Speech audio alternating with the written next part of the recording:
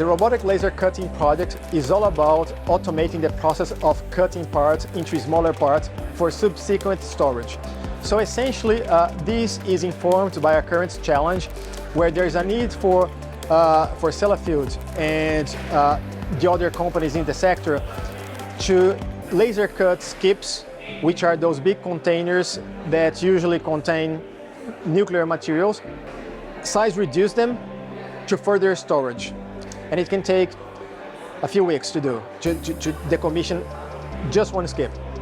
So this process is all about automating this process.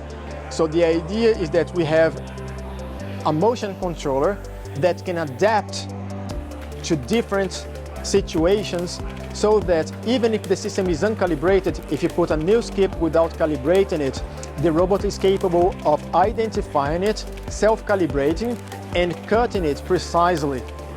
Down the line, we intend to have a system that can do everything automatically, including the 3D digitalization, the calibration, the path planning, and the cut planning.